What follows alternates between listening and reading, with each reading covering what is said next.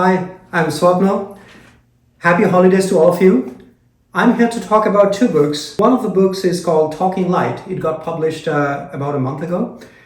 And the other one is, Feynman's Path Integral using only basic calculus. So it was published about 2 years ago. Okay? And they're very different in flavor. So in Talking Light, almost no math is used. Okay, it's descriptive. Okay, so cool optical phenomena are explained in this book. And in Feynman's Path Integral, okay, it's mathy, but the mathematics is just high school level calculus. Okay, and you need some knowledge of complex numbers. Now, what is this book about? Talking Light. So you see this, this figure, like a ship appears to hover, mid-air. Okay, so what causes this? This is called Fata Morgana. What causes this behavior? Two different observers at two gravitational potentials will see light in slightly different frequencies. Why?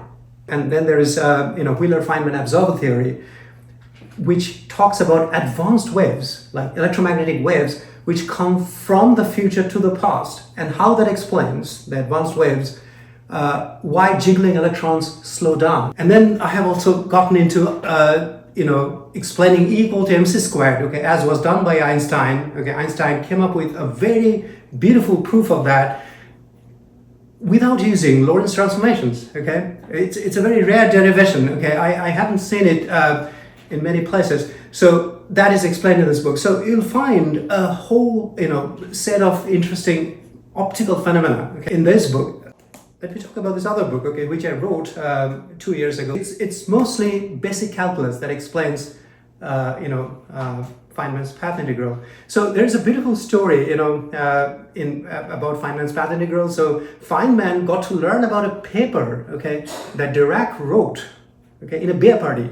All right, and Dirac in that paper had introduced the germ of the idea of a propagator, okay, which is the cornerstone of Feynman's Path Integral. So there is this, according to the story, on the next day, Feynman and another individual from whom he had learned about Dirac's paper went to a library, and Feynman read Dirac's paper, and Feynman started deriving Schrödinger equation, okay, using just that outline of concept that Dirac proposed in his paper, okay.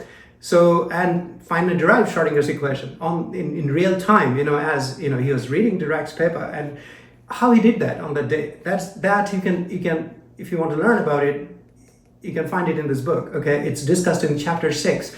And Feynman's Path Integral is not just about integrals. Of course, integrals play a very important role, integration, integrals, and so on. But you need a concept called variational calculus. Okay, I mean it not only helps you understand the path integral better, but the path integrals can be done, okay, easily if you using variational calculus. So how that fits into the picture, okay, in Feynman's Path Integral, that's also discussed, okay, in the earlier chapters of the book. So this book kind of builds you, toward introduces different concepts of path integrals, and builds the reader, builds the concepts so that the reader can finally understand, okay, how Schrödinger equation is derived using the concepts of path integral. Okay, so it's a pretty self-content book. So you may want to give this one a try too.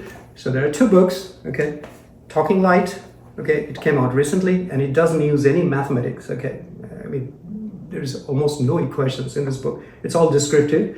And the other one is Feynman's Path Integral using basic calculus. Okay, it uses calculus, but basic, okay, high school level calculus mostly, all right? And whatever math you need has been introduced in chapter 1 of this book, all right? So try out these two books, okay? I hope you'll get something, out of both of them or either of them, okay? And I wish you very wonderful and very happy holidays. Thank you, guys.